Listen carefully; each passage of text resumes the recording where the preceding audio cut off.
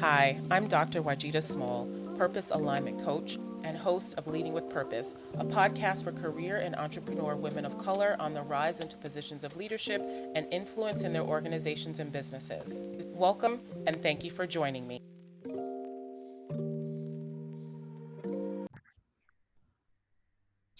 And we are recording and we are ready to go. So, hello and welcome to we are episode 4 of the Leading with Purpose podcast.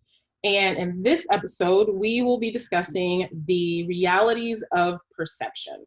And this is an extra special episode because I have my first guest host today. So we will be chatting with Tanya J. Miller. Hello, Tanya. Hello, Dr. Wajida, aka just Wajida, Yeah. because you told me not to call you doctor. Yes. So let me introduce folks. So Tanya is a certified life coach with over 18 years of experience working with youth, young adults, and women throughout the community and in ministries to pursue purpose, passion, vision, and destiny. She is a lean Six Sigma green belt and ScrumMaster, and you'll have to tell us what a ScrumMaster is because I have no idea. And the owner of Tanya J. Miller, LLC, where she is an accomplished author, motivational speaker, life coach, and leadership strategist. Whoa.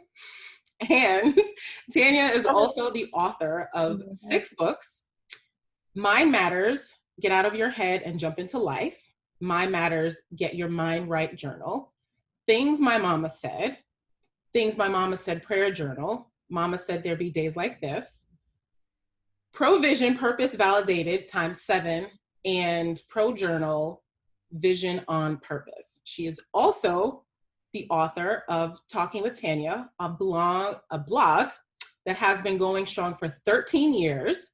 It features daily motivation, inspiration, and encouragement for people, businesses, organizations, and leaders, consistently focused on walking in their purpose, vision, and destiny. Wow. So welcome, Tanya, and thank you for agreeing to co-host with me today. I'm not dealing with you, Wajida. She's trying to say all this about me. Listen, y'all, she has tons of letters behind her name that I'm just trying to ascertain and get to one day. So, whatever, ma'am. No, that is super, super impressive. I am about to be the author of 1 book. So Congratulations. having 6 is fantastic. So just before we get in, I would really like to know what a Scrum Master is. Basically, it's if you've heard of PMP, it's one of the 5 processes that I guess you could say ideologies or concepts around project management. It's a newer form. It's basically the way I explain it best. It's literally you try it out first before you spend all that money and commit to a project. 2 and 3, 4, 6, $8 million, and the prototype, and you already know as you're working on it. Because I know this from many projects. As you're working on it, it's got a lot of oops and other stuff, but y'all got to keep going down the line because y'all said y'all were going to deliver X, Y, and Z when you already know X, Y, and Z is not going to work. Scrum changes all of that. It literally, you start with the prototype at first. You start with the idea at first and see if it works. And if it doesn't, you start something new because you at least are testing it out and trying it out and seeing if it works. So for me, I use that same thought process as it relates to either my leadership clients or my life coaching clients because it's the same way. Why are you going to, especially, when you're trying to figure out what your purpose is, why are you going to keep going down the path when you don't have any passion behind it? You don't have any, like it doesn't wake you up. It doesn't call you. It doesn't chase you. Why are you trying to listen?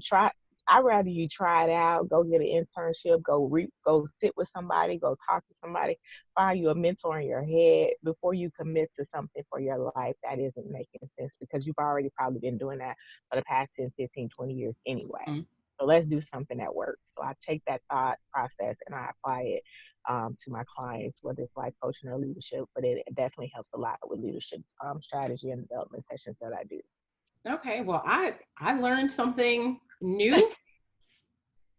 I'm definitely going to have to look into that more, but no, I wholeheartedly agree that you can't just go and do Mm-hmm. whatever it is that you're doing. You should be called to it. Yes.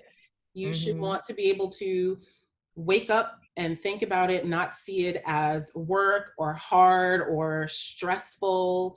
That it's just a part of who you are. So Yeah, thank you, I thank you, agree. thank you for all of that. Thank you. So we are talking about the realities of perception, and Mm-hmm.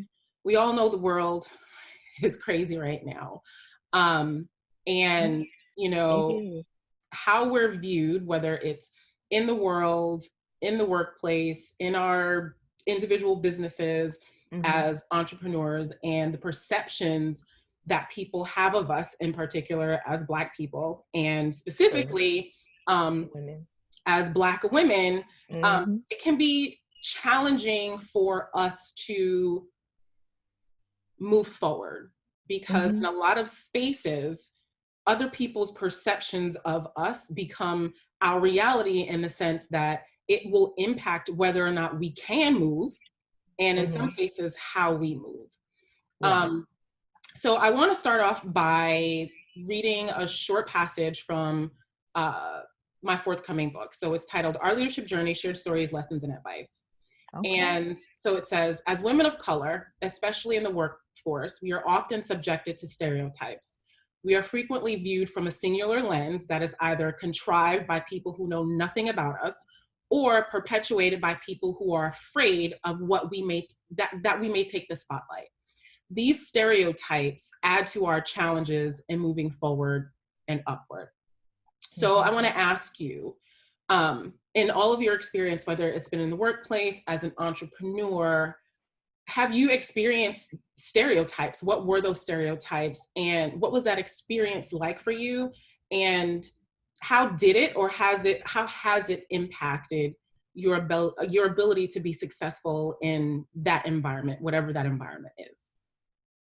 So, Wajida, I first have to make sure I add that comment where you said it they a lot of times it keeps us from not just moving forward but also maintaining our voice and identity as well, because we often lose it if we're trying to become what they want us to be able to fit in their box and systems. I had to add that piece. But yeah, I mean, literally, and I don't, I have to say this, I don't dislike the state of Virginia or anything like that. But when I moved there, upon getting married, I thought I had experienced like racism before. Mm-hmm. No, ma'am. Mm-mm. I did not. Because I lived in Texas, I thought I had like, oh yeah, I've been around a bunch of people with negative ideas and thoughts. No, no, like literally, I experienced stuff that I didn't even think existed anymore. But I had to kind of realize like what region I was in. Mm-hmm. And I was really in the original South. We were literally 5 minutes from Jamestown, where it all got started. And so to just even see plantation still there, and they're doing reenactments, and instead of them calling us slaves they call us docents. I was like, what the, What? wait, what? It was like so, like it was so like out of mind body spirit episode. Like I literally, when I moved there, I felt like I went back in time because they worked so hard and preserving the Confederacy and the first in New England and all of the stuff around that. And so it's very much about preservation. And so they keep a lot of the not even just monuments, but the just everything there, and it's still like a monument, like it's still a part of everyday life. And so to just experience, in one particular job I had there, there was an older white woman, and she basically felt like that I was stupid and that I had a fake degree and that I was dumb in comparison to her, and she knew everything. And it got so bad, um, that one day she got up in my face and she threatened me and almost tried to like lay her hands on me. And I was like, Wow. I'm gonna go to jail if I touch this woman. So tell Yeah. you, hold your mule and pray that God don't lift your hands or your mouth because you gonna go to jail. And it was just completely utter disrespect, and it all came from the face of she felt like she was better than me because she was white, and she felt like she had the authority and the privilege to talk and treat me any kind of way. And it was because she on her own, before I even moved to the state, went after another position because she wanted to do something else in this particular department and Mhm. organization. And she did it. Well, she didn't like that I did her job 20 times better than she did it. And so because she felt that I should have been inferior to her, she made it known. She badmouthed me all around the district and everything. It was like crazy. And so I literally, for almost 2 years, had to deal with what she did and what she said. And it was very traumatic because it was right after the recession. My husband and I had just got married. And so um, I make that point because he and his family had just started a real estate company. And so if you know anything about '08 and the recession, it was the real estate market that crashed. So Mhm. if that crashed, you already know all the finances that they had put into it were just gone, and Yeah. there was barely any business. So I had to maintain a job and insurance for us. And so as much as I would have wanted to just walk off, I couldn't because we were already barely rubbing two pennies together because it was that I had to take up like a $30,000 pay cut because nobody understood the work that I did back in Texas. Like they were like, what to call and what to put.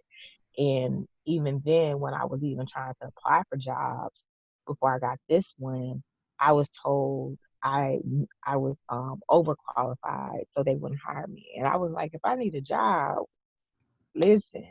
So Mhm. it was a lot that I had experienced, like just unbelievable, and just to know that somebody felt that they were just this inferior to you because of their color. I Mhm. had I was lost to watch you like I was in just daily constant just harassment and hostile work environment and racism. And I'll stop with this one comment. The crazy thing that happened, in it, was she had a best friend that they have been friends for years, Wajida. And she watched what she was doing to me in the beginning. She told her to stop. She told her to stop multiple times. And so she basically, they had, early on when I got there, they had a complete confrontation. And she told her, I will not be your friend anymore. I will not stand for you talking to Tanya like this, treating Tanya like this, because Tanya knows better than you. You're upset and you're angry because she's doing her job better, because she's getting comments and accolades, and people are saying how good she does this and where has she been. That's nothing about Tanya. That's just you didn't know what you didn't know. And now somebody actually has the degree and education and experience in it, knows some things, and you're angry about it. You should not take that anger out on Tanya. That's not her fault. Yeah. And they basically ended their friendship. And to this day, I got a white granny called Granny Curl. Her kids know me, her grandkids know me, they know my husband. I know her little boyfriend, Mr. Layman, and I am a welcome member in the family to this day because she took my side. And it's really, I didn't ever think I would have to experience that, but it like takes you back to times when you needed an ally, you needed Mhm. somebody to stand up for you, and I'll never forget her. So that shows me that this woman had a lot of insecurities. And I think Absolutely. those insecurities came out when your work and your presence defied the perception that she had of you as a Black woman. And it seems as though for Black people, um, period. And I want to go back a little bit and kind Hmm. of define for the listeners what stereotypes are. And many people don't understand that they really are just perceptions. And specifically, they're false generalizations of a group of people based on that group of people's social identity. So Black women, and as Black women, we have two social identities, Black and being a woman. A woman. So when we think about some of the stereotypes out there about Black women and about women of color, and how that impacts us, it's very disheartening, because again, we mentioned before, for us, other people's perceptions are our realities. Other people's false beliefs about who we are, what we're capable of, all of those things impact our ability to not only gain access to spaces, because I imagine this woman was trying to prevent you from moving up, but also deprives us of our opportunities. And when I think about just kind of the perceptions, I guess for me, so I'm in human resources, I do that as my profession. I'm a Black woman. So there are these stereotypes out there. And I actually spoke about this today in a senior leadership meeting about just how people will try and take your psychological resources. They'll test you just so that they can bring whatever it is that they think about you out to the surface. But for me, in my role, you know, in general, I'm a very stoic person, right? Relatively serious. That's just kind of my presence. But I also demand respect. And in my role, I'm supposed to be impartial. So I'm not going to be smiling in people's faces, and, you know, because at work and in my role, I have to be impartial. So there is this stereotype of the angry Black woman. And I can't tell you how many times I've been told that I should be nicer. Oh, I hear you.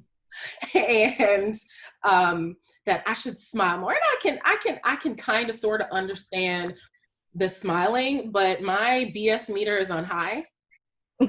Sorry, I should have laughed like that. Well, no, it's seriously. So a mentor of mine, one day walked into his office and he just had like this face. And I said, Mr. Smith, what's wrong? And he's like, you know, my LTBS is acute today. I'm like, what on earth is LTBS? And it's low tolerance for BS. And most people who are on BS will know someone who's not going to tolerate it. And it then becomes, you're not nice, or you're not approachable, or why are you always angry? And it's kind of like, generally, if I say something that someone disagrees with, or I tell people that they can't do something because it's probably your illegal, job, and it's my job to tell them to do that, it's, you know, oh my God, why is she acting like that? And when you're around a lot of insecure people, and again, when you think about the perception, I have degrees too, but being a Black woman, there's this perception that we're not educated, that yes, ma'am, ghetto or whatever. And then on top of that, at least in a lot of spaces that I've been in, I've also been the youngest person, especially in leadership roles. So you technically it can't be ageism for younger people, but there is a level of it is. I really feel that there was age discrimination. Like, you know, I believe in that. Yes. Because they always only assume ageism is related to older, but I really feel like it exists. Like I think I even wrote, and when I was writing in my master's, I think I even talked about that. I was like, no, it exists, because a lot of times they call you such things as Wajida, like, I'm gonna just be honest, they call me little girl, they call me sweetheart, they call all these names of what they would try and say are endearment, but they're really to really put me down and say I'm not anywhere near in wisdom as they are. And so nobody should listen to what I have to say because I don't know anything. So there's the perception of being young or younger and not having the right level of knowledge, regardless of how much education you have and the experience that you have. And what I realized as I've gone throughout my career is you have these people that have more experience, which means they just worked longer than you have. They've just been in the organization for more years, or they've been in the workforce for more years. However, they've allowed their knowledge to become stagnant. They haven't moved with the times as relates to technology, trends, just kind of the changes of the market, if you will. And you come in with this new knowledge because you've grown up with the times, you move with it, you're educated, and it's kind of like, well, I'm older, I've been here longer, so I know more than you. And then you're Black. On top of that, I always say things are annoying, and it's just beyond annoying. But the other thing is that what I realize in our experiences is that we tend to internalize the perception that people have of us. And it's challenging, but one thing that I think we have to be more proactive about is creating our own narrative and making sure that we are telling the story of us, as opposed to allowing others to share or say whatever it is that they think about us. I think for me, that has been a little challenging. And not too long ago, I posted on, I think on Instagram, I had gone to a protest, and it was just, I use the word cathartic. It's my favorite word now, but it was very cathartic. And for me, when I was younger, I had a big mouth. I wasn't going to let anyone tell me anything about me or what they thought I knew. And I wasn't going to, been brought up never to let anyone disrespect me. It doesn't matter who they are, how old they are, what position they are, friend, family, whoever. Do not allow folks to disrespect you. And I was the type of person that, and I wrote in this post that I always got in trouble for talking in class. But for me, the talking in class is, I wasn't going to let whoever you were sitting next to me say something foolish, especially if it was disrespectful. I wasn't going to let, a teacher disrespect me. And I gave an example of one of my math teachers who was just really disrespectful. Somebody said something to me, so I said something to them, but he wanted to single me out. And in him singling me out, and again, I can understand if he felt it was disruptive or whatever, but there's a way you talk to people. Just because I'm your student doesn't mean you just, and first of all, you're not my mom, you're not my dad, you're not anyone who takes care of me in that sense for you to just think that you can just be any kind of way. And I wasn't disrespectful, but I essentially told him not to be disrespectful. And then he all wants to, you've offended and upset him, and you've send me out embarrassed of him. Classroom. You embarrassed him. So go out of my classroom. Literally, it's just dramatic. So dramatic. And I go and I close the door. Next thing you know, he wants to call my parents, and they have to come to the school. And he comes, and my stepdad comes. My mom's at work. My stepdad comes from work to have this conference with the teacher. And the teacher is telling him all of these things. And my stepfather says, well, it seems like you were being a bit disrespectful. Oh no, and he's like, oh, how she's obnoxious and I was all kinds of things. And I guess I was lucky enough to have a parent say, well, no, so yes, I agree that perhaps she shouldn't have, maybe, I think I was like loud or whatever, something, but you were being disrespectful, and she has every right to tell you not to disrespect her. But it's like, for me, just those experiences constantly, getting in trouble for speaking, shut me up. It shut me up for a very long time. And I just became that person that sat there and listened, always listened, took my notes however I needed to. And I found someone else to express whatever it is Meant that to, I yeah. that Hmm. I disliked or felt was disrespectful or unprofessional, whatever, whoever that Hmm. advocate or ally was, it Yeah. was, they spoke up for me because it's just kind of like, clearly based on my experience, Hmm. my voice is problematic. So I internalized that kind of idea that I'm loud, this loud little Black girl. Hmm. And then I just became quiet. Hmm. So I want Which to is know your perspective. unfortunate. It is. And clearly I found my voice. um, and I am definitely still using it the way I had used it.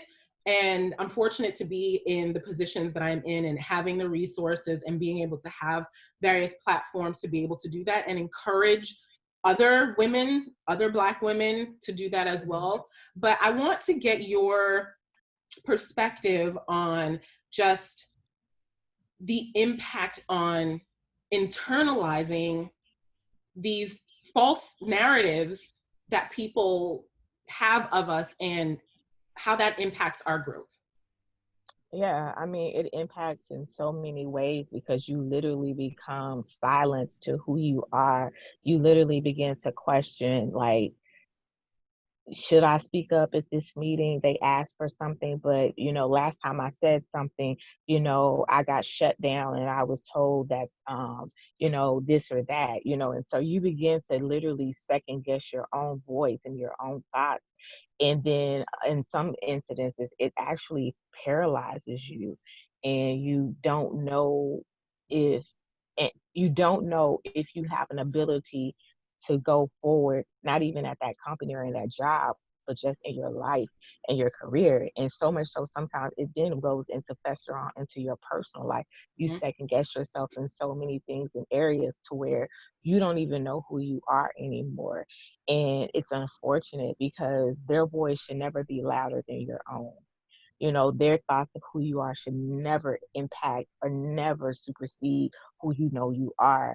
But unfortunately for us as women of color, especially Black women, I mean, Wajida, we get stereotyped and the perceptions like come so big just with things like wearing our hair natural, wearing braids, wearing weave, wearing wigs, wear all those, wearing certain clothes, but you know, it's not our fault if we got some assets that my mom and them gave us. But you know, we're looked at all types of ways and different ways, and Susie can come in here looking a hot mess, but I'm dressed professional to the nine. But because I got extra here or there, it's a problem.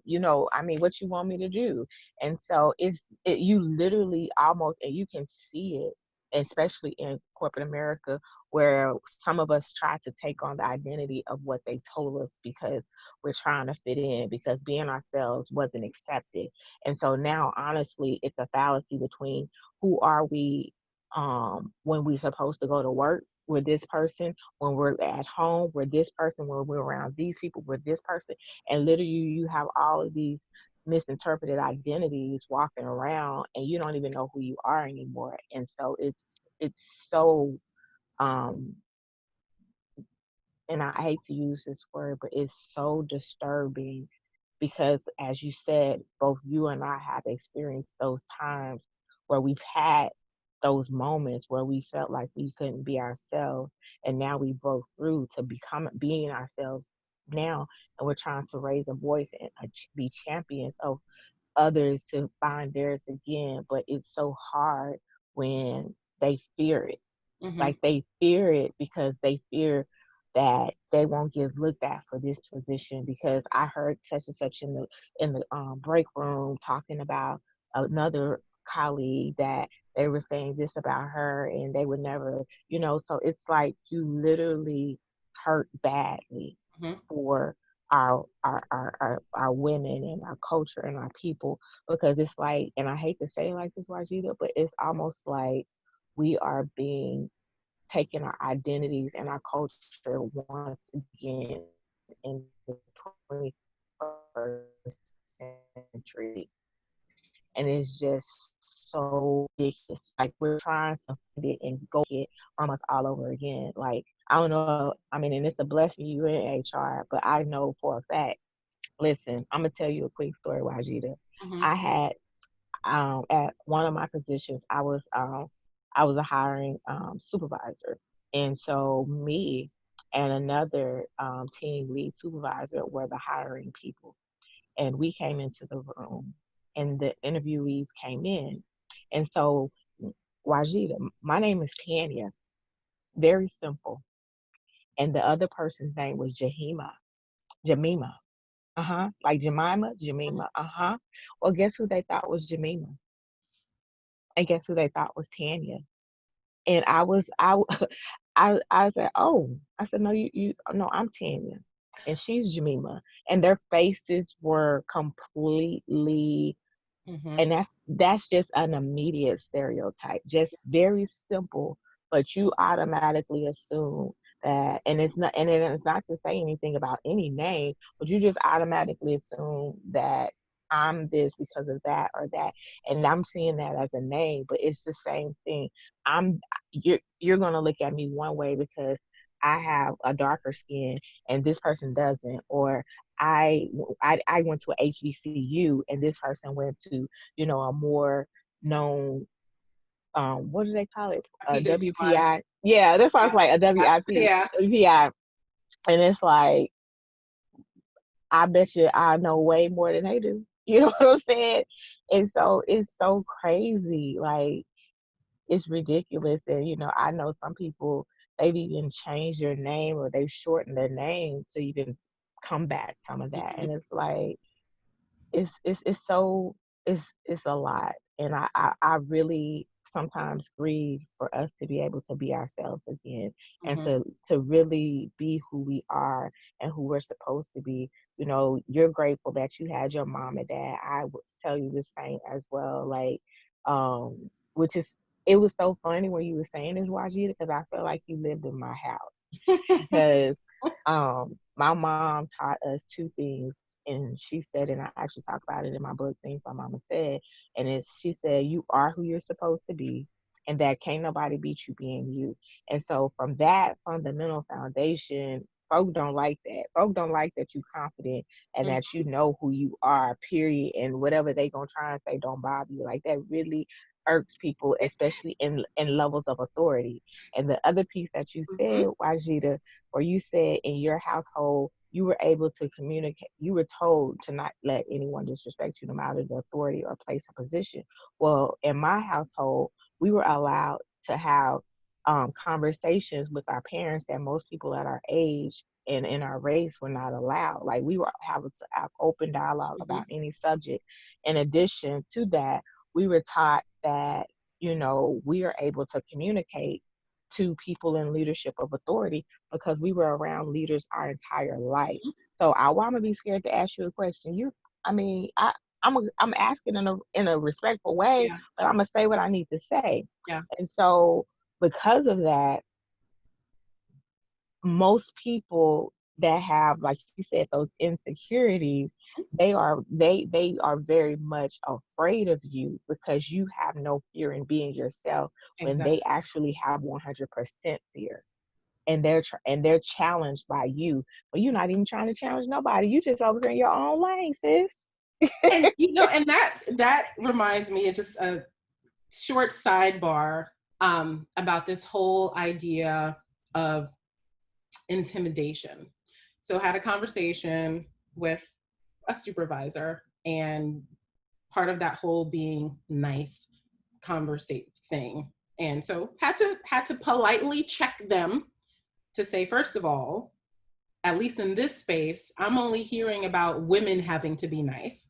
So let's bring that back. But the other thing is, I said there's a difference between you intimidating someone and someone being intimidated by you. And I said, for those that are intimidated by you and you've literally given no reason to, it's not like I'm up in people's faces, yelling at them, exerting my power. If you feel some kind of way about me, that has everything to do with you and not with me. That has everything to do with your insecurities and not my behavior. True. And I think for me, that has been one of the biggest challenges because, again, I demand respect. And I Mm-hmm. demand respect with my presence, how I Yeah. present myself, how I hold myself, how I communicate myself. I'm not yelling at anyone. I'm not tossing my title around or anything like that. I give you respect, you give me respect. If Mm-hmm. you come out of your face, I'm going to politely tell you, I'm let's not do that now because, first of all, that's not something that I accept. And second, you know, that's just not how I operate. And I'm just not going to allow those things to happen. And I want to ask, as we're talking about this, how do we how do we decipher, if you will, how do we identify what's real and what's not, and how do we keep from how do we keep from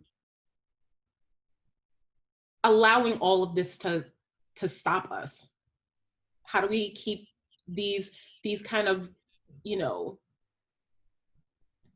false images and unwarranted, honestly, unwarranted um, beliefs to stop us from being great? Because it can be debilitating. So I'm gonna give you a couple of things on that. One, and I know I'm just gonna say it like this, Margita.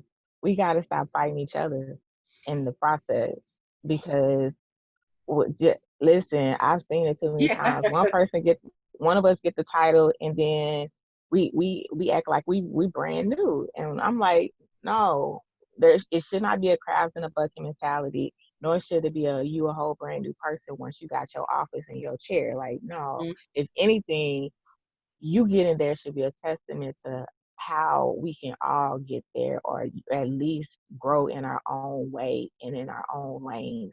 And so I firmly believe we got to also stop fighting each other, but be some of our best advocates and allies and supporters, because if we don't support and root and speak up for each other, especially if we're doing a good job, sis, like, Mm-hmm. who else will? Like, why in the world, if it's such if you know we do a better job, why you gonna let them go with such as, like, this is crazy. Like, but I Yeah. hate to say it, but it happens so much, and it just bothers me to the core. So I definitely firmly believe we have to be more advocates, allies, and supporters and pushers when we get on the top, when we're in the middle, and even at the bottom. Like, we have to be more vigilant in speaking up for each other and being mentors, Mm-hmm. helping somebody along the way pull them up. We have to be a part of those affinity and network groups, whatever they're called, diversity Mm-hmm. groups at your company, organization. Be on the committees, be on the boards, be the chairman, be the spokesperson, be whatever it is that you're at your level that you can be. Be a part of those groups because they make an impact. Because remember, most of us have women groups, but most of the time the percentage of the women in those groups are not us. And so Mm-hmm. we need to be just as strong in those groups so we can just as much have a face and a voice, because those groups are a lot of times where some of the harder won battles are, if that makes sense. Some of those groups are a lot of times where um, things happen and change happens from an internal aspect. So be there, be present. Definitely, like I said, have opportunities for formal mentorship. Be a mentor if you're able to be one. Ask for one that look like you. I'm Mm-hmm. just, especially if it's one of us that's over it, ask for one that look like you, or make some time and have some informal ones, have some coffee chats, have ability to, hey, cross train somebody. Because listen, I have been places where they will hate on you. They won't even let you cross train with somebody that actually wants you to and is open to it, because they only want you in the box that they put you in. Mm-hmm. That's not cool. That's not fair. And so definitely, as well. Just honestly, to begin to see the change, show up. If nothing else, show up. Show up in whatever area and place and position you have. Don't necessarily feel like you have to go into the box just because that's the one they're trying to put around you. Be as strong as you were when your mother Mhm. taught you. Be as, true to yourself as you are when you get with your girlfriends and your friends and your family. I'm not saying cut up, but what I'm saying Yeah. is like be your real true authentic self, because it's just so disheartening, and I just want us to show up. I think when we start actually showing up more often, then they'll understand that um, we're not willing to go into the fields of their mindsets that they try and place us in. We're not willing to only be placed into the house positions that they say are set up for us, that we're willing to go after whatever we feel that we want to go after, and we will speak up if necessary. And that's another thing as a bonus. um, we need to speak up more often, even if we feel like it may hurt us. Because if nobody ever speaks up, nobody's voice is ever heard or acknowledged. And so when we actually do more speaking, eventually, as we are in the times now, people will have to start listening. Mhm. So now, you said a lot of things that triggered a lot of other things in my mind, and particularly the importance of mentors. And Mhm. you start to talk about it, but the other important thing is having a sponsor. And I don't want to get into too many details, but the idea of having someone that looks like you, I think, is very important when it comes to ridding yourself of the negative perceptions that people have of you Mhm. and your I ability definitely to agree. be successful and move forward, because you now have an example that That's actually exists. Yep. You see someone that defies the stereotypes, that defies the narrative that people have created for you, that goes against that I think is critical in developing your confidence, and And critical in not allowing. So there's this thing called stereotype threat, which is essentially, the risk or the threat of becoming the stereotype that has been placed on you. mhm. So just going back to, the angry Black woman, it's Mhm. I can't tell you how many times I get baited, and it's like, I know you're baiting me. I know you're Mhm. baiting me because you want me to get out of character so you can then say, aha, I Mhm. told you that she was XYZ, Mhm. ABC. And sometimes it can get to a point where you're just like, you know what?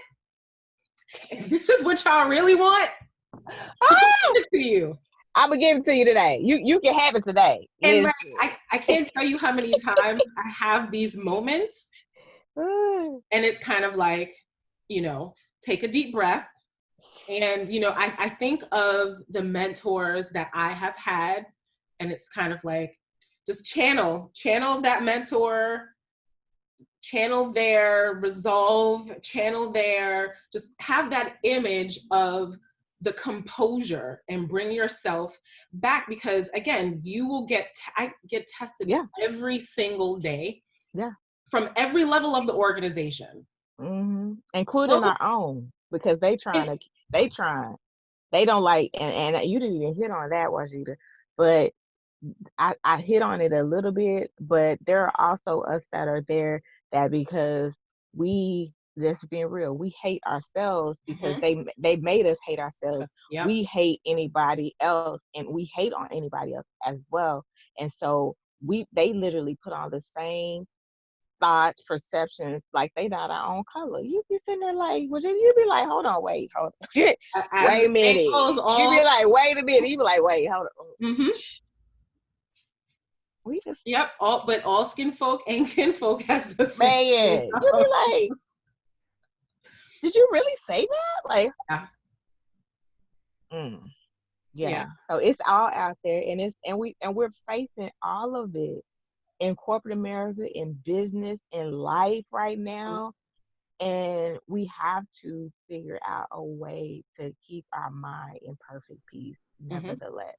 Like you said, you center it. Well, I didn't say I had to center it. I had to call on my mentors and my ancestors and everybody because they Exactly. was going to get it today. Exactly. Woo! But So see, but Washida, I know, but sis, I know you done gave them one of them politically correct. I know you done did it because I can feel it in my spirit. Washida gave you one of the politically correct emails where she gave you the business in such a political way, correct for our way. last All of it was conversation, she cut them so hard, y'all. I know she done did it. I know. and and and I always, for the young women that I mentor, I tell them that that's you. Sometimes people just don't like the truth, Mm-hmm. but telling people the truth becomes less of a problem for you when you make it taste good. Yeah.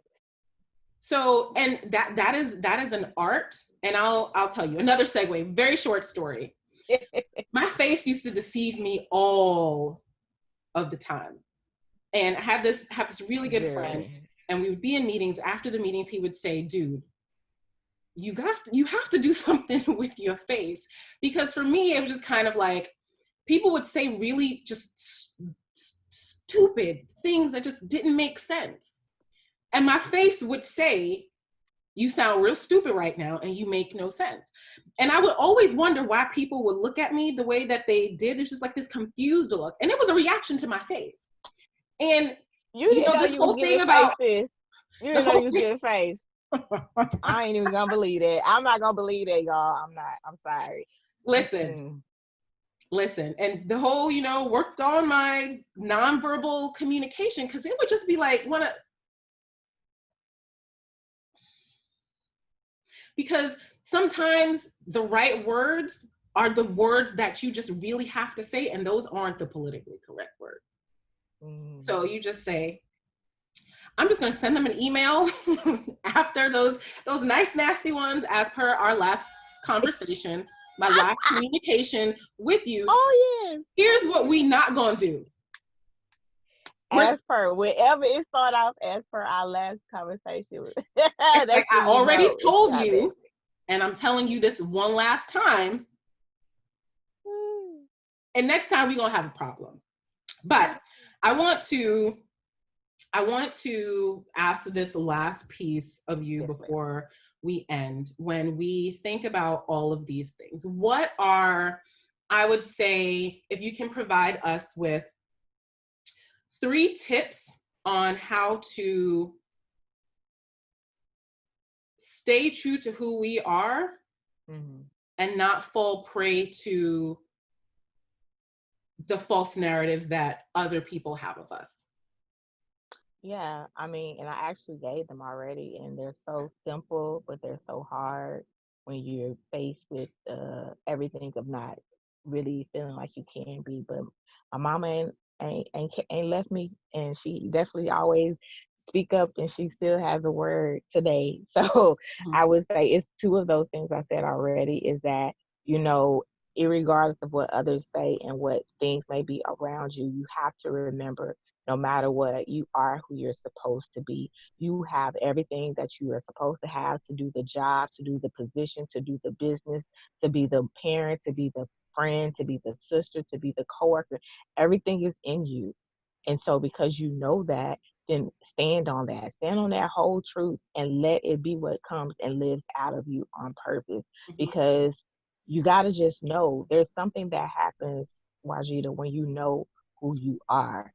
Nobody can make you feel any way different. Nobody can change that. Nobody can make you waver in that. They can try it, but Mm-hmm. nobody can change that. The second thing, it goes again to what my mom said, is that can't nobody beat you being you. And I think a lot of times when we stop trying to fit in the box of what others have tried to place us in, try to mirror what they say is what we should look like, hair, clothes, color, Mm-hmm. you know what I'm saying? Like, we will begin to realize that who we are, whether it's ancestrally or it's just our own vibe, is okay. There's nothing wrong with it. You know, absolutely. My mama always said do things in decency and order. So follow the HR rules. But at the same time, be yourself, because being you is what you will win at every time. Mm-hmm. Trying to do it like somebody else, trying to be it for somebody else, you'll never win, because you'll never feel comfortable in your own skin. The last tip I would give is, honestly, you know, it just relates to, who we are as a people. And it goes back to what I just said. We have to be ones that not just will show up for ourselves, but show up for others, because there are so many people, so many women, so many younger women, teens, that are fighting these battles at early ages, and they're losing, Wajida. They are losing the battles, because if you saw the video with the little girl, she thought she was ugly because of her hair. If you saw the older little girl, where she thought she was ugly because of her skin color, Mm-hmm. you hear the stories, and you see the self-harm, you see the hate, you see them doing crazy things to fit in, because there is not anybody telling them that they are who they're supposed to be, that nobody can beat them being them, because we are older and we're trying to be what the people that are doing the same thing for them.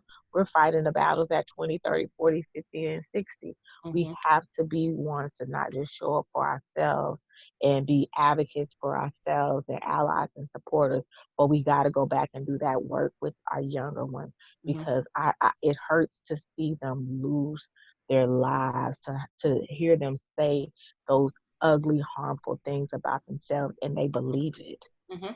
We got to do that work even back then and that much further down the road as well. Tanya, I thank you for that. I thank you for spending some time with me today. Um, I think that is a good note to leave it on. But before we go, where can we find you, stay connected with you, follow, see all the wonderful things that you're doing? You can follow me on social media under Talking with Tanya. I'm on Facebook, Instagram, YouTube, and Twitter. Also, you can definitely check my website out at tanyajmiller.com. There you'll find information on coaching, speaking, leadership strategy sessions, as well as my online school with classes on life and leadership, and then my online store with my books, journals, and message merch. So check me out. And if you want to connect with me at bit.ly, all caps, join fam for 20% off your first order. And of course, my books and journals are available on Amazon as well, in print and digital audio for the books, and then journals for the print for the journal. So thank you so much, Wajida, for just this timely conversation. I know that it's going to resonate with so many women, and it's going to spark conversations. And it's just literally a little bit of a taste to what everybody's going to hear and receive in your forthcoming book. So I definitely wish you all of the success with the book and Thank the you. project, because it's going to be some hard truths, but they're going to be ones that we're going to have to chew slowly and absorb and really digest, to be able to know what we need to do from now going forward, because we have to win this fight as well. We can't just be fighting in the streets. We got to Yep. win this fight in the corporate area, in our businesses, in our everyday lives as well. So thank you for doing the work in your everyday life, but also doing the work to come up with just such an amazing book, and then an amazing podcasting platform to further continue these discussions. So thank you. Thank you. And just so everyone knows, Tanya will be back again in the very near future for another conversation. And all of the information that she provided will be linked on all of the platforms where this will be on. Can't tell you what they are right now, but there will be more than one. So thank you. Thank you, thank you, thank you. And I'm looking forward to our next conversation. Me too. All right. Bye. Thank you so much for spending some time with me today. It has been great sharing this space with you. I hope that you have taken what you've needed so you can share what you've learned, and that you are on your way to living, being, and working in and on purpose. I encourage you to stay connected with me.